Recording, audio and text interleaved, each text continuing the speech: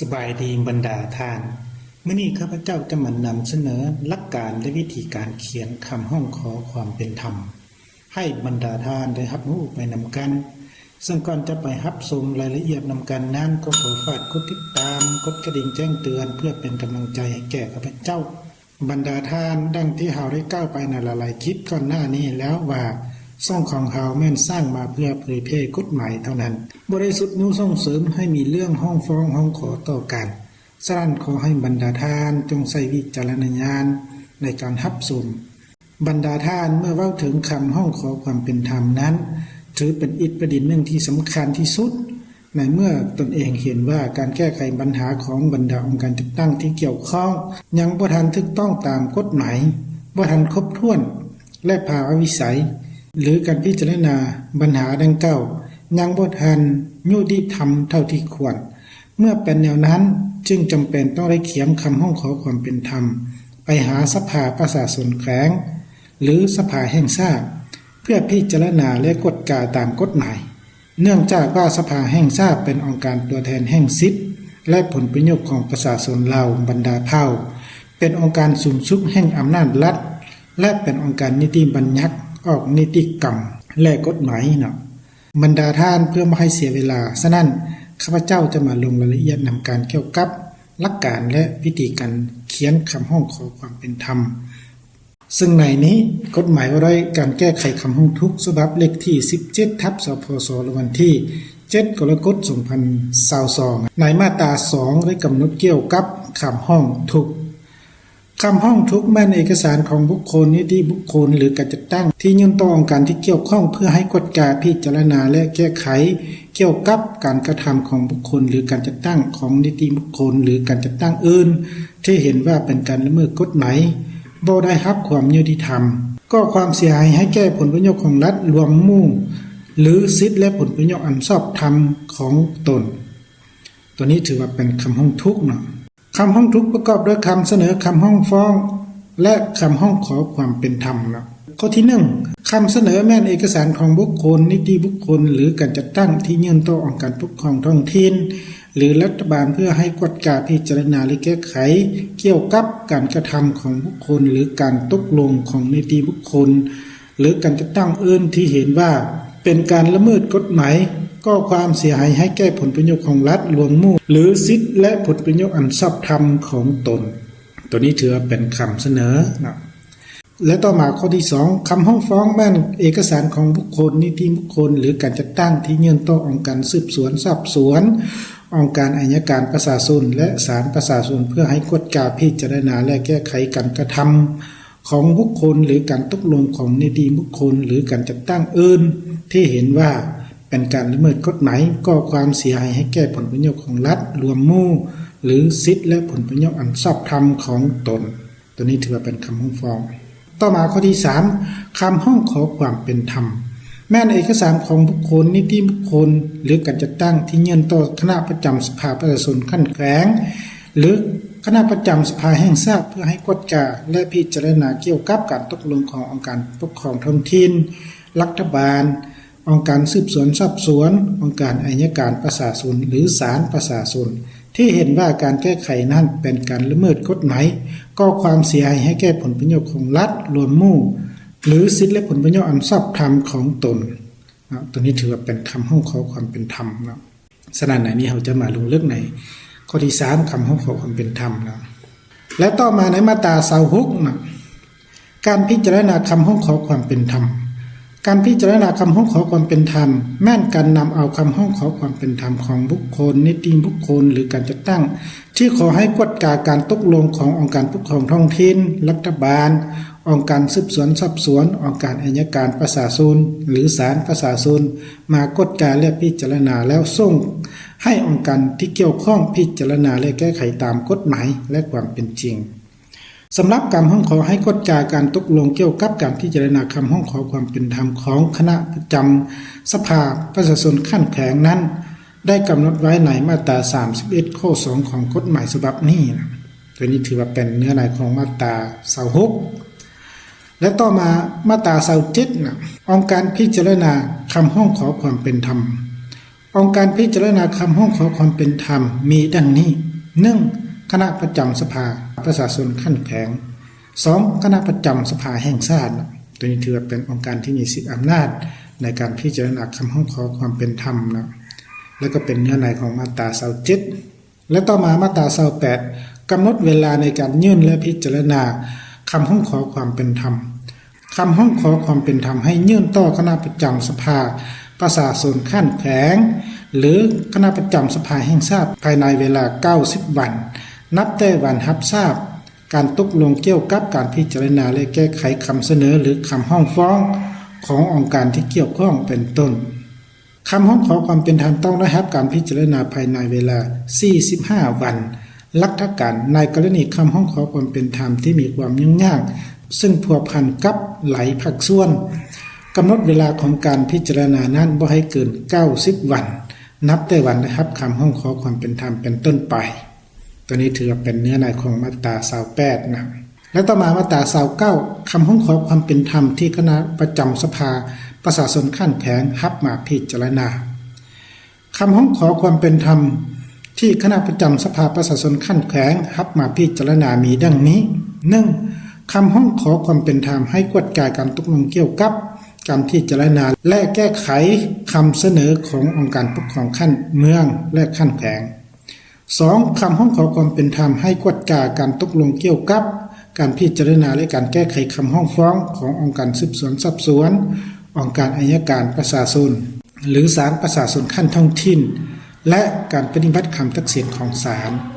3. คำร้องขอความเป็นธรรมให้กวดกายการปฏิบัติหน้าที่ของพนักงานราชการทหารและตำรวจที่รับผิดชอบเรื่องงานแก้ไขคำร้องทุกข์ขั้นท้องถิ่นสำหรับคำร้องขอความเป็นธรรมที่บ่ได้กำหนดไว้ในข้อ 1 2 และ 3 ของมาตรานี้ให้คณะประจำสภาประชาชนขั้นแข็งนำส่งให้องค์การที่เกี่ยวข้องเป็นผู้พิจารณาและแก้ไขแล้วแจ้งให้ผู้ร้องขอความเป็นธรรมเพื่อสืบต่อติดตามการแก้ไขตัวนี้ถือว่าเป็นเนื้อในของมาตรา29ที่ได้กำหนดเกี่ยวกับขอบเขตการพิจารณาหรือว่าคำร้องขอความเป็นธรรมที่เสนอต่อคณะประจำสภาประชาชนขั้นแข็งรับมาพิจารณานะและต่อมาในมาตรา31คำร้องขอความเป็นธรรมที่คณะประจำสภาแห่งชาติรับมาพิจารณาคำร้องขอความเป็นธรรมที่คณะประจำสภาแห่งชาติรับมาพิจารณามีดังนี้ 1. คำร้องขอความเป็นธรรมให้กวดกายการตกลงเกี่ยวกับการพิจารณาและการแก้ไขคำเสนอของรัฐบาล 2. คำร้องขอความเป็นธรรมให้กวดกายการตกลงเกี่ยวกับการพิจารณาคำร้องขอความเป็นธรรมหรือการเสนอของคณะประจำสภาประชาชนขั้นแข็ง 3. คำร้องขอความเป็นธรรมให้กวดกายการตกลงเกี่ยวกับการติดตามกวดกายขององค์การอัยการประชาชนสูงสุดการแก้ไขคำร้องฟ้องและการปฏิบัติคำตัดสินของศาล 4. คำร้องขอความเป็นธรรมให้กวดกายการปฏิบัติหน้าที่ของพนักงานราชการทหารและตำรวจที่รับผิดชอบเรียกงานแก้ไขคำร้องทุกข์สำหรับคำร้องขอความเป็นธรรมที่บ่ได้กำหนดไว้ในข้อ 1 2 3 และ 4 ของมาตรานี้ให้คณะประจำสภาแห่งชาตินำส่งให้องค์การที่เกี่ยวข้องเป็นผู้พิจารณาและแก้ไขแล้วแจ้งให้ผู้ร้องขอความเป็นธรรมเพื่อสืบต่อติดตามการแก้ไขนะตัวนี้ถือว่าเป็นเนื้อในของมาตรา31นะแสดงว่าคำร้องขอความเป็นธรรมที่เสนอให้สภานั้นพิจารณาต้องอยู่ใน4เงื่อนไขตัวนี้ถ้านอกจาก4เงื่อนไขตัวนี้คณะประจำสภาแห่งชาติจะรับมาพิจารณานะและต่อมาในมาตรา33นะคำร้องขอความเป็นธรรมที่บ่นำมาพิจารณาคำร้องขอความเป็นธรรมที่คณะประจำสภาประชาชนขั้นแข็งและคณะประจำสภาแห่งชาติบ่นำมาพิจารณามีดังนี้1. คำร้องขอความเป็นธรรมที่ปฏิบัติถูกต้องตามที่ได้กำหนดไว้ในมาตรา10และมาตรา28ของกฎหมายฉบับนี้ 2. คำร้องขอความเป็นธรรมที่พัวพันกับการพิจารณาและแก้ไขคำเสนอขององค์การปกครองท้องถิ่นหรือรัฐบาลที่ยังบ่ทันได้รับการพิจารณาและแก้ไขเป็นที่สิ้นสุดตามขั้นตอนของกฎหมาย 3. คำร้องขอความเป็นธรรมที่พัวพันกับการพิจารณาและการแก้ไขคำร้องฟ้องที่ยังบ่ทันสิ้นสุดหรือยังบ่ทันได้ผ่านการติดตามกวดกาขององค์การอัยการประชาชนสูงสุดตามขั้นตอนของกฎหมาย 4. คำร้องขอความเป็นธรรมที่ผัวพันกับคดีซึ่งได้รับการจัดตั้งปฏิบัติถูกต้องตามคำตกลงของศาลประชาชนและมีคำสั่งปิดจำนวนคดีถูกต้องตามขั้นตอนของกฎหมายแล้ว 5. คำร้องขอความเป็นธรรมที่ผัวพันกับการตกลงเกี่ยวกับการพิจารณาและการแก้ไขคำร้องฟ้องที่นำใช้กฎหมายว่าด้วยการดำเนินคดีอาญาฉบับปี 1989 และ 2024 กฎหมายว่าด้วยการดำเนินคดีแพ่งฉบับปี 1990 และฉบับปี 2024 ยกเว้นคดีที่ผัวพันกับผลประโยชน์ของรัฐหรือล้วนหมู่ตัวนี้ถือว่ากฎหมายว่าด้วยการดำเนินคดีอาญาปัจจุบันนี้ได้ปรับปรุงในปี 2017 และกฎหมายว่าด้วยการดำเนินคดีแพ่งนั้นได้ปรับปรุงใหม่ในปี 2024 แล้วเนาะและต่อมาข้อที่ 6 คำร้องขอความเป็นธรรมที่คณะประจำสภาประชาชนขั้นแข็งหรือคณะประจำสภาแห่งชาติได้กวดกาตกลงเกี่ยวกับการพิจารณาและแก้ไขคำเสนอหรือคำร้องฟ้องที่เห็นว่าถูกต้องตามกฎหมายแล้ว2ครั้งตัวนี้ถือว่าเป็นเนื้อหาของมาตรา 33 เนาะที่ได้กำหนดเกี่ยวกับประเภทคำร้องขอความเป็นธรรมที่คณะประจำสภาประชาชนขั้นแข็งและคณะประจำสภาแห่งชาติบ่รับมาพิจารณาถ้าบรรดาคำร้องขอหรือคำเสนอดังกล่าวยังบ่ทันได้รับการพิจารณาและแก้ไขเป็นที่สิ้นสุดตามขั้นตอนของกฎหมายนั้นถึงเฮาเขียนคำร้องขอความเป็นธรรมไปคณะประจำสภาก็บ่รับมาพิจารณาเนาะบรรดาทานที่ผ่านมานี้แม่นบางมาตราของกฎหมายโดยการแก้ไขคำร้องทุกข์ที่ได้กำหนดเกี่ยวกับการร้องขอความเป็นธรรมเสนอต่อสภาเพื่อพิจารณาฉะนั้นบรรดาทานก่อนจะเขียนคำร้องขอความเป็นธรรมได้นั้นพวกเราต้องรู้หลักการทางด้านกฎหมายและต้องรู้ผลของการพิจารณาคำร้องคำเสนอต่างๆขององค์การที่เกี่ยวข้องขั้นสูงสุดหรือว่าเป็นที่สิ้นสุดแล้วนั้นหรือต้องรับรู้คำพิพากษาขั้นลบล้านของศาลประชาชนสูงสุดที่ตัดสินว่าเฮาเสียคดีหรือบ่สามารถรื้อฟื้นคดีได้แล้วจึงสามารถเขียนคำร้องขอความเป็นธรรมนี้ได้ซึ่งในนี้ดังที่เราได้กล่าวไปในเบื้องต้นแล้วว่าในมาตรา29คำร้องขอความเป็นธรรมที่คณะประจำสภาประชาชนขั้นแข็งรับการพิจารณาในข้อ2นั้นถือว่าได้กำหนดเกี่ยวกับคำร้องขอความเป็นธรรมให้กวดกาการตกลงเกี่ยวกับการพิจารณาและแก้ไขคำร้องฟ้องขององค์การสืบสวนสอบสวนองค์การอัยการประชาชนหรือศาลประชาชนขั้นท้องถิ่นและการปฏิบัติคำตัดสินของศาลเนาะตัวนี้ถือว่าเป็นหลักการทางกฎหมายเนาะฉะนั้นบรรดาท่านต่อไปนี้ข้าพเจ้าจะมายกตัวอย่างในการเขียนคำร้องขอความเป็นธรรมเกี่ยวกับในกรณีการพิจารณาตัดสินคดีของศาลที่เห็นว่าบ่ทันถูกต้องตามกฎหมายให้บรรดาท่านได้รับรู้เข้าและเป็นแนวทางให้แก่ผู้ที่สนใจซึ่งในนี้จะสมมุติยกตัวอย่างเอาการออกใบตะเดินทับซ้อนกันซึ่งในบทตัวอย่างมีคือดังนี้นะซึ่งในนี้นะที่ดินของเท่ากอมีเนื้อที่800ตารางเมตรใบตะเดินออกวันที่1เดือน2 2024นะและใบตะเดินของเท่าขอเนื้อที่600ตารางเมตรใบตะเดินออกวันที่1เดือน5 2024นะจุดขัดแย้งกันถือว่า50ตารางเมตรนะถือว่าตัวนี้ถือว่าเป็นใบตะเดินทับซ้อนกันนะแล้วต่อมาข้อมูลหลักฐานในเบื้องต้นถือว่าใบยั่งยืนของพระเอกทรัพย์ยั่งยืนว่าที่ดินทั้งสองขึ้นใบตะดินถูกต้องตามกฎหมายคือกันและอำนาจการปกครองบ้านก็ยั่งยืนว่าที่ดินทั้งสองได้ขึ้นทะเบียนอย่างถูกต้องตามกฎหมายนะอันต่อมาผลของการตัดสินของศาลเขตขั้นต้นตัดสินให้เท่ากอชนะแต่ผลของการตัดสินของศาลแขวงขั้นอุทธรณ์ตัดสินให้เท่าขอชนะและผลของการตัดสินอยู่ศาลประชาชนภาคขั้นลบล้านยั่งยืนตามคำพิพากษาของศาลขั้นอุทธรณ์ตัดสินให้เท่าขอชนะฉะนั้นเท่ากอบ่พอใจต่อการพิจารณาตัดสินดังกล่าวจึงได้เขียนคำร้องขอความเป็นธรรมหาสภาประชาชนขั้นแขวงเพื่อกฎการและพิจารณาตามกฎหมาย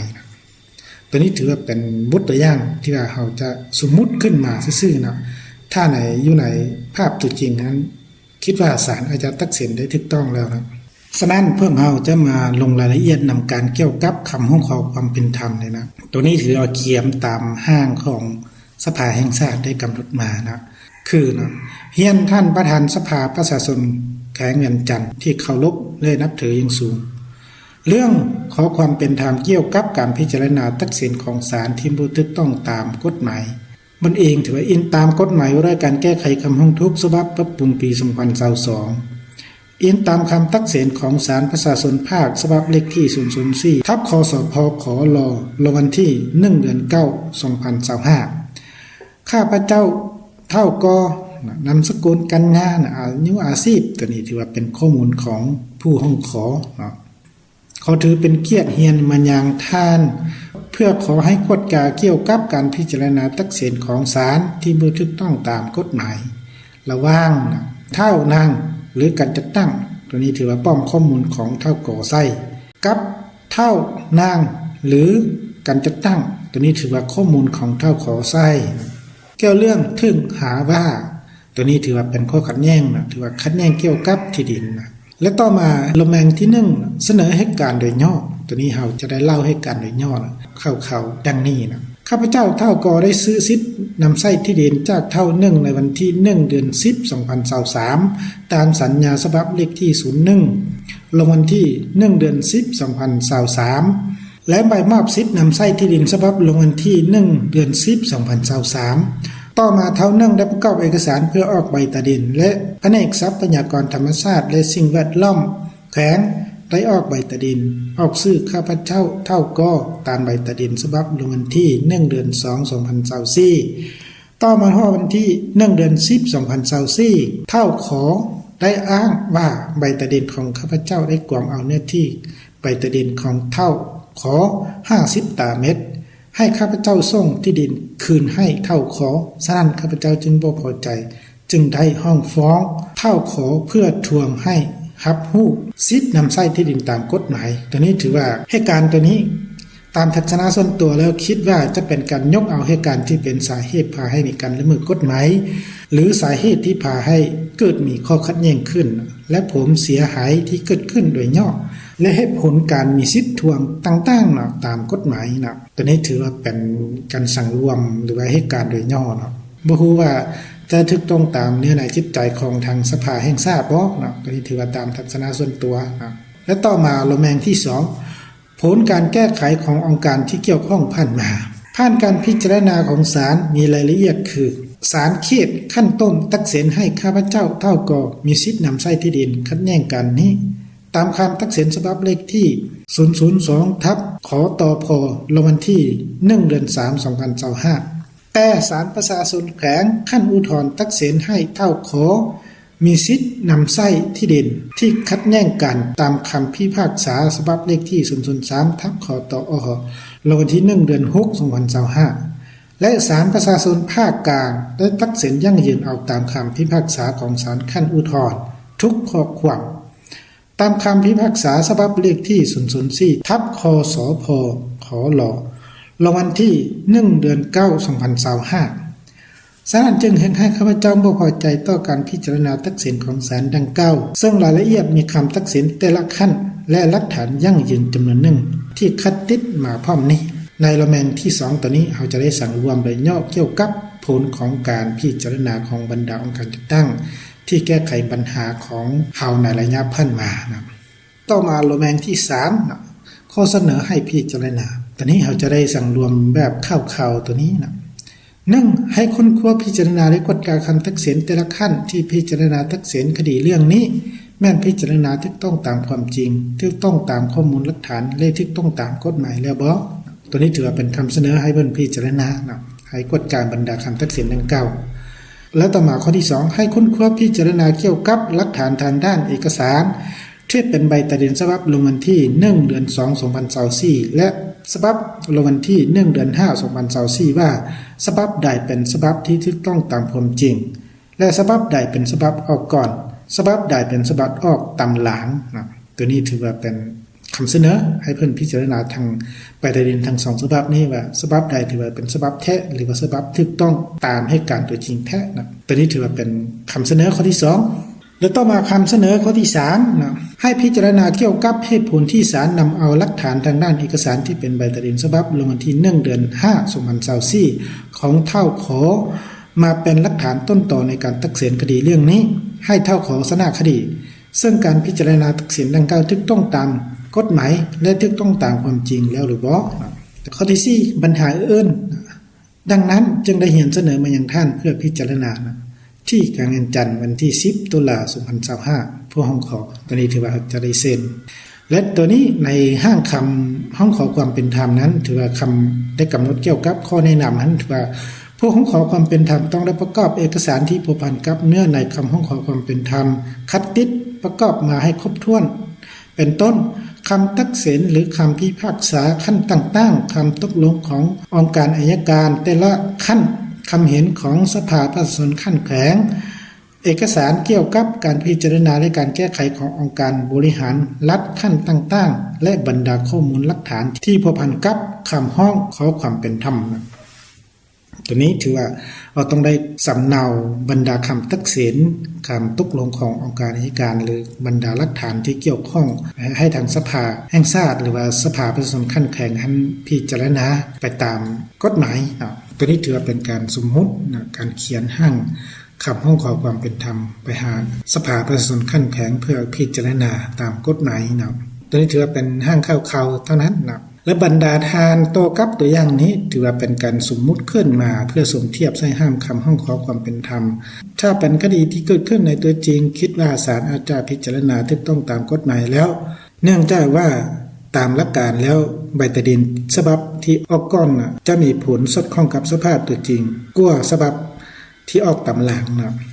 และในการยกตัวอย่างเขียนตามห้างคำห้องขอความเป็นธรรมตัวนี้ถือว่าเขียนไปตามทัศนส่วนตัวของตนเองเท่านั้นบ่ฮู้ว่าถูกต้องตามหลักการหรือบ่สิ่งสำคัญก่อนพวกเราจะเขียนคำห้องขอความเป็นธรรมไปหาสภานั้นพวกเราต้องพิจารณาผลของการตัดสินของศาลแต่ละขั้นอย่างละเอียดก่อนและต้องดำเนินคดีไปถึงขั้นสุดท้ายตามกระบวนการยุติธรรมแล้วจึงเขียนคำห้องขอความเป็นธรรมหาสภาแห่งชาติหรือว่าสภาประชาชนขั้นแขวงเพื่อพิจารณาถ้ายังดำเนินคดีบ่ทันสิ้นสุดถึงเฮาเขียนคำห้องขอความเป็นธรรมไปหาสภาเพิ่นก็บ่รับมาพิจารณาตามมาตรา33ข้อที่3ของกฎหมายว่าด้วยการแก้ไขคำห้องทุกข์ฉะนั้นการนำเสนอเกี่ยวกับหลักการและวิธีการเขียนคำห้องขอความเป็นธรรมของข้าพเจ้ามฮอดนี้ก็ได้สิ้นสุดลงอย่างเท่านี้ขอขอบใจ